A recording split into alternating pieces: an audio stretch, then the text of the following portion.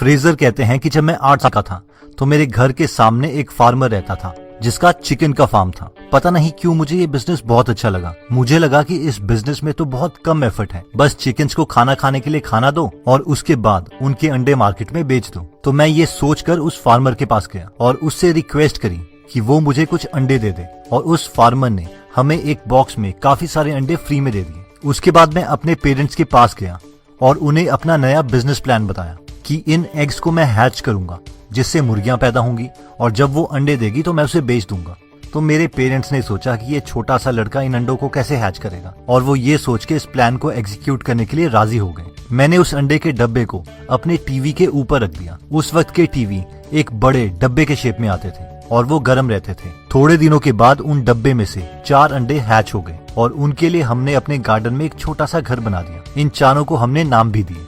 जब उन्होंने अंडे देना स्टार्ट कर दिया तो मैंने उन अंडों को अपने पड़ोसियों को सेल करना स्टार्ट कर दिया। लेकिन एक दिन जब मैं स्कूल से घर आया तो मुझे पता चला कि एक फॉक्स ने सारी मुर्गियों को खा लिया है। उस दिन मैं बहुत दुखी हुआ। ये मेरे बचपन का सबसे पहला बिजनेस था जिसे मैंने ऑलमोस्ट 0 इन्वेस्टमेंट से स्टार्ट किया था। इसके बाद भी मैंने कई बिजनेसेस स्टार्ट किए, लेकिन फिर मैंने एक फुल फ्लैज कंपनी खोली जिसे मैं आज भी चला रहा हूँ और जिसने मुझे मिलियनेयर बनाया था। एक बार मैं स्कूल की छुट्टियों पर अपनी ग्रैंड मदर से मिलने गाँव गया था। वहाँ पर मैंने देखा कि मेरी ग्रैंड मदर हमेशा की तरह जैम बना रही थी। वो बहुत ही टेस्टी जैम बनाती थी। मुझे पता नहीं क्यों उस दिन जैम बहुत टेस्टी लगा और मैंने अपनी ग्रैंड मदर से कहा कि मुझे भी ये जैम बनाना सिखाओ। उस दिन हमने कई घंटों तक जैम बनाया और उसे जार्स में भर दिया। उसके बाद मैं भाग के सुपरमार्केट गया और फ्रूट्स लेके आया और खुद दोबारा से जैम बनाई। और इससे पहले कि जैम ठंडी भी हो, मैं उस जैम को अपने पड़ोसियों के पास लेके गया और उनसे पूछा कि उन्हें मेरी बनाई हुई जैम कैसी लगी। मेरे पड़ोसियों ने मुझे कहा कि उन्हें मेरी बनाई हुई जैम बहुत टेस्टी लगी है और वो मुझे इनके लिए पैसे भी दे सकते हैं। इसके बाद मैंने कंटिन्यूसली अपने पड़ोसियों को जैम बेचना स्टार्ट कर दिया। एक लोकल न्यूज़पेपर ने मेरी स्टोरी भी कवर की कि कैसे एक 15 साल का लड़का जैम बना के बिजनेस स्टार्ट कर रहा है। इसके बाद एक ऐसा पॉइंट आ गया था जब मैं पूरा दिन अपने घर के किचन में सिर्फ जैम ही बना रहा होता था और हर हफ्ते 1000 जैम की बॉटल्स बेचता था। लेकिन इससे मेरे घर वाले थोड़ा परेशान हो गए थे क्योंकि उन्हें अब किचन में खाना बनाने में भी प्रॉब्लम आ रही थी। इस वक्त मुझे लगा कि अब मुझे जैम को किसी फैक्ट्री में बनवाना चाहिए। इसके लिए पहले मैंने जैम के बारे में बहुत रिसर्च की और मुझे पता चला कि जैम की सेल्स हर साल कम हो रही है क्योंकि एक तो हर जैम में शुगर कंटेंट बहुत ज्यादा होता है और दूसरा लोगों को जैम में कुछ नया चाहिए था। मैंने बहुत सारी रेसिपीज ट्राई करी और फाइनली मुझे एक तरीका पता चल गया जिससे मैं एक बहुत ही टेस्टी जैम बिना चीनी के बना सकता था, यानी 100% फ्रूट्स की मदद से और बिना कोई प्रिजर्वेटिव के। फिर मैंने सोचा कि इस जैम को मैं सुपर मार्केट्स में बेचूंगा क्योंकि इन लोगों के पास बहुत से स्टोर्स होते हैं जिससे मेरी सेल्स बहुत ज्यादा इंक्रीज हो जाएगी। मैं एक वेटरोज नाम के सुपरमार्केट चेन के पास गया जो मेरे जैसे नए लोगों को अपने प्रोडक्ट्स बेचने का चांस देते थे। वो बहुत हैरान हुए कि ये टीनेजर जैम बेचना चाहता है। उसने मुझसे कहा कि उसे मेरा 100% फ्रूट जैम का आइडिया बहुत अच्छा लगा, लेकिन पहले मुझे इसके लिए प्रॉपर पैकेजिंग तैयार करनी पड़ेगी, एक ब्रांड बनाना पड़ेगा, इसका प्राइस कम करना पड़ेगा और थोड़ी सी रेसिपीज में चेंज करना पड़ेगा, तभी वो मेरे जैम को अपने सुपरमार्केट में बेचने के लिए तैयार होगा। इतना सुनने के बाद मैं बहुत खुश हुआ और ये मेरा सपना बन गया कि मुझे अपने जैम को एक सक्सेसफुल प्रोडक्ट बनाना है। मैं काफी डिजाइनर्स से, मार्केटिंग के लोगों से मिला और हमने इस जैम का नाम सुपर जैम रखा। इसके लिए मैंने बहुत सारे पैकेजेस तैयार करे क्योंकि सुपर जैम सुपर ह्यूमन की तरह लगता था। तो इस ब्रांड के लिए हमने काफी सारी स्टोरीज तैयार की जिससे हम इस ब्रांड के बारे में लोगों को बता सके। फिर मैं जैम की फैक्ट्रीज के चक्कर काटने लग गया ताकि वो मेरे लिए जैम बनाने के लिए तैयार हो जाएं, जिससे मैं लार्ज स्केल में जैम प्रोड्यूस कर सकूं। ज्यादातर हर फैक्ट्री ओनर ने मुझे जैम बनाने के लिए मना कर दिया। किसी को मेरे प्रोडक्ट पर विश्वास नहीं था। कोई सोचता था कि मैं 17 साल का एक लड़का हूं और मुझे बिजनेस के बारे में कुछ नहीं पता। लेकिन एक जैम ओनर मेरे आइडिया को ट्राई करने के लिए रेडी हो गया क्योंकि उनकी जैम की सेल्स कम हो रही थी और उनकी कई मशीन्स फ्री थी जिससे मेरी जैम रेसिपीज ट्राई की जा सके। अब जैसे ही मैं अपने नए बनाए हुए जैम्स का स्टॉक उस सुपरमार्केट वेटरोज में लेके गया तो उन्होंने मेरी हर चीज को मना कर दिया। उन्होंने कहा कि जिस फैक्ट्री से मैं जैम बनवा रहा हूँ वो बहुत कॉस्टली है जिसकी वजह से प्रॉफिट मार्जिन कम रहेगा। मेरी ब्रांडिंग का तरीका भी उन्हें पसंद नहीं आया, इवन कि उनको मेरी जैम का टेस्ट भी अच्छा नहीं लगा और इस चीज पर मैंने ऑलमोस्ट 1 साल वेस्ट कर दिया था। थोड़े दिन मैं परेशान रहा, लेकिन मैंने फिर से ट्राई करने की सोची। मैं दोबारा एक्सपर्ट से मिला और उन्होंने मुझे पैकेजिंग की इम्पोर्टेंस के बारे में बताया कि किस तरीके से एक अच्छी पैकेजिंग प्रोडक्ट की परसीव्ड वैल्यू को बहुत बड़ा कर सकती है। उन्होंने मुझे ऐसे एग्जाम्पल्स बताए जहां पर एक पैकेजिंग को चेंज करके सेल्स बहुत बढ़ गई थी।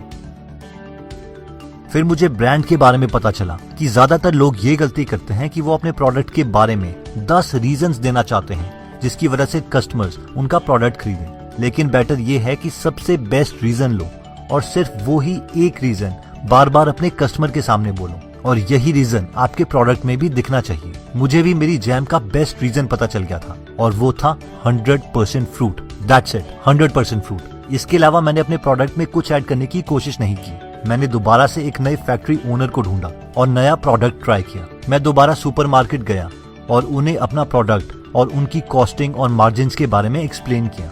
इस बार उन्हें मेरा प्रोडक्ट पसंद आ गया और हमने पहले ही दिन फैक्ट्री में 50,000 जार्स बनवाए। ये मेरी सक्सेस का दिन था। मेरे बारे में बहुत सारे न्यूज़पेपर्स ने स्टोरीज भी लिखी कि कैसे एक टीनेजर मिलियनेयर बन गया। मुझे और मेरी ग्रैंडमदर को प्रिंस चार्ल्स ने बकिंगम पैलेस में बुलाया और सुपर जैम को नेशनल म्यूजियम ऑफ स्कॉटलैंड में भी रखा गया। इसके बाद मैंने कई और नए बिजनेसेस खोले। मैंने एनवलप में कॉफी का बिजनेस खोला, मैंने बियर का सब्सक्रिप्शन बिजनेस खोला और मैंने ओट्स का बिजनेस भी खोला। मेरे बहुत सारे आइडियाज फेल भी हुए, लेकिन इनसे मैंने बहुत सारे लेसन सीखे जो मैं आपको आज बताना चाहता हूँ। तो सबसे पहला लेसन जो ऑथर बताते हैं वो है वॉन्टरप्रेन्योरशिप। ऑथर कहते हैं कि वॉन्टरप्रेन्योर्स वो लोग हैं जो लोग बिजनेस के बारे में बहुत स्टडी करते हैं। ये लोग बुक्स पढ़ते हैं, कॉन्फ्रेंसेस अटेंड करते हैं और बहुत रिसर्च करते हैं। इन्हें ये भी पता होता है कि इस हफ्ते कौन सा सबसे सक्सेसफुल बिजनेस आइडिया है, लेकिन ये लोग कुछ भी एग्जीक्यूट नहीं करते। इन्हें हमेशा ये लगता है कि अगर इन्होंने कुछ ट्राई किया और फिर वो चला नहीं तो क्या होगा। ऑथर ऐसे लोगों को वॉन्टरप्रेन्योर्स कहते हैं और बोलते हैं कि हमें अपने आइडियाज एग्जीक्यूट करने से नहीं डरना चाहिए। बहुत थोड़ी इन्वेस्टमेंट करते हुए अपने आइडियाज ट्राई करते रहने चाहिए। अगर हमारे 10 में से 9 आइडियाज भी फेल हो जाएं, तो वो 9 लेसन्स हमारे MBA डिग्री से बहुत वैल्यूएबल होंगे, जिसके लिए हमने ज्यादा पैसे खर्च किए होंगे। और जो 10वां आइडिया आपका सक्सेसफुल होगा वो बाकी 9 फेल्ड आइडियाज की कॉस्ट आसानी से कवर कर लेगा। नेक्स्ट लेसन कहता है tell everyone about your ideas. Author बोलते हैं कि मैक्सिमम लोग अपने आइडियाज कभी किसी को बताते ही नहीं। उन्हें लगता है कि उनका आइडिया बहुत ही यूनिक है और अगर उन्होंने ये किसी को बता दिया तो उनका आइडिया कॉपी हो जाएगा, जबकि 99% केसेस में बहुत ही कम लोगों के पास यूनिक आइडियाज होते हैं। और सक्सेस हमें आइडिया से नहीं मिलती, उसके एग्जीक्यूशन से मिलती है। अगर हम अपने आइडियाज लोगों के साथ शेयर करते हैं तो वो लोग हमें बता सकते हैं कि हमारे आइडिया में क्या मिसिंग है और क्या लूप होल्स हैं, जो कि हमारे लिए बहुत हेल्पफुल रहते हैं। नेक्स्ट लेसन कहता है कि be optimistic and pessimistic. Author कहते हैं कि जो भी बिजनेस आइडिया हमारे पास है उसे हमें दोनों तरीके से वैलिडेट करना चाहिए। यानी ये भी सोचो कि अगर आइडिया चल गया तो क्या करेंगे, और अगर जो हमने सोचा था वो नहीं हुआ तो हम क्या करेंगे। ये थिंकिंग मेथड हमें ज्यादा क्रिएटिव बनाता है। नेक्स्ट लेसन कहते हैं be willing to try, start at small level to validate the idea. Author कहते हैं कि हमेशा लो इन्वेस्टमेंट से ही ट्राई करना चाहिए, इवन जब हमारे पास बहुत सारे पैसे हों। इससे होता यह है कि हम जल्दी बता सकते हैं कि जिस आइडिया को हम सोच रहे थे कि वो अच्छा है, क्या मार्केट को भी वो एक्चुअल में आइडिया अच्छा लगा। इसलिए लो इन्वेस्टमेंट से ही मार्केट के मूड को जानना चाहिए और धीरे धीरे अपना बिजनेस एक्सपैंड करना चाहिए। आइडियाज टेस्ट करने से डरे नहीं, इसे एक ट्यूशन फीस की तरह लें। वैसे भी तो हम कोचिंग में, क्लासेस में पैसे इन्वेस्ट करते ही हैं। नेक्स्ट लेसन कहता है कि यूज इंटरनेट। ऑथर कहते हैं कि इंटरनेट के आने के बाद बिजनेस को करना एक्चुअल में बहुत आसान हो गया है। पहले एक टीम मेंबर ढूंढने के लिए महीने लग जाते थे, लेकिन आजकल हम 2 दिन के अंदर एक टीम मेंबर ढूंढ सकते हैं। ऑथर ने 48 घंटे यानी सिर्फ 2 दिन के अंदर एक आइडिया को एग्जीक्यूट किया और उसे बिजनेस में कन्वर्ट कर दिया, और ये था उनका ओट्स का बिजनेस। और ये सब उन्होंने एक नॉर्मल शॉपिफाई की वेबसाइट खोल के किया। इसलिए जितनी जल्दी हो सके इंटरनेट पर अपना बिजनेस लाने की कोशिश करें। नेक्स्ट लेसन कहता है add story to explain ideas. Author कहते हैं कि मैं अभी तक अपने सुपर जैम के बिजनेस को स्टोरीज के रूप में एक्सप्लेन करता हूँ। ये मेथड ब्रांडिंग के लिए बहुत अच्छा है और इससे हमारे कस्टमर्स हमारे साथ इमोशनल लेवल पर कनेक्ट हो जाते हैं। तो दोस्तों, इस वीडियो में हमने देखा कि किस तरीके से एक मिडिल क्लास लड़का मिलियनेयर बन गया, और वो भी बिना कोई ज्यादा पैसे इन्वेस्ट किए हुए। उन्होंने इस जर्नी में बहुत सारे लेसन सीखे हैं, जैसे कि वॉन्टरप्रेन्योरशिप से बचें, यानी सिर्फ आइडिया से कुछ नहीं होता। आइडिया तो सबके पास है, जो चीज मैटर करती है वो है एग्जीक्यूशन। नेक्स्ट हमने देखा कि अपने आइडियाज किसी को बताने से डरे नहीं, क्योंकि दूसरा इंसान आपको आपके आइडियाज के लूप होल्स बता सकता है। नेक्स्ट हमने देखा कि अपने बिजनेस को ऑप्टिमिस्टिक और पेसिमिस्टिक दोनों तरीके से सोचें। इसके बाद हमने देखा था कि बिजनेस को लो इन्वेस्टमेंट से ही स्टार्ट करना चाहिए ताकि हम ये देख सकें कि मार्केट को हमारे आइडियाज पसंद है भी या नहीं।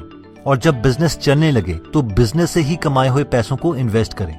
नेक्स्ट हमने देखा था कि आजकल इंटरनेट की मदद से हम अपने बिजनेस को बहुत जल्दी एक्सपैंड कर सकते हैं। हम पूरी मैनकाइंड में पहली ऐसी जनरेशन है जिसे ये अपॉर्चुनिटी मिली है, इसलिए इसे जरूर यूज करें। और फाइनली हमने देखा था कि स्टोरी एक बहुत ही इफेक्टिव तरीका है अपने कस्टमर्स को बताने का कि आपका ब्रांड क्या वैल्यू प्रोवाइड कर सकता है। दोस्तों, ये सारी बातें हमने आपको फ्रेजर डोहार्टी की बुक 48 आवर्स स्टार्टअप से बताई है। ऑथर बोलते हैं कि मैंने ये बुक इसीलिए लिखी है ताकि आप लोग उन गलतियों से बच सको जो मैंने की थी और जॉब के बजाय एक बिजनेस क्रिएट कर सको और उस फ्रीडम और सक्सेस को एक्सपीरियंस कर सको जो मैंने किया था। और इसीलिए हमने आपके लिए गीगल ऐप बनाई है ताकि आप बुक्स को पढ़कर जल्दी सक्सेसफुल हो सके और औरों की गलतियों से सीख सके।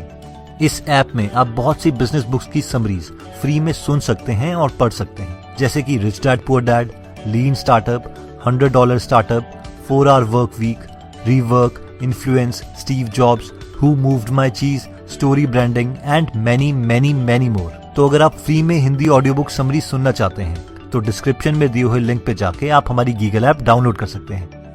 दोस्तों, इस बुक में और भी काफी इंटरेस्टिंग टिप्स दिए गए हैं। अगर आप ये पूरी बुक पढ़ना चाहते हैं तो डिस्क्रिप्शन में दिए हुए लिंक पे जाके आप ये बुक खरीद सकते हैं। आप 2 फुल बुक्स को भी फ्री में सुन सकते हैं, जिसके लिए मैंने लिंक डिस्क्रिप्शन में दे दिया है। अगर आप हमारी वीडियोस मिस नहीं करना चाहते तो हमारा पेज लाइक करने के बाद 3 डॉट्स के बटन को प्रेस करके फॉलो के बटन को सिलेक्ट कीजिए और फाइनली सी फर्स्ट के ऑप्शन को सिलेक्ट कर लीजिए। इससे आपको हमारी हर पोस्ट मिलती रहेगी।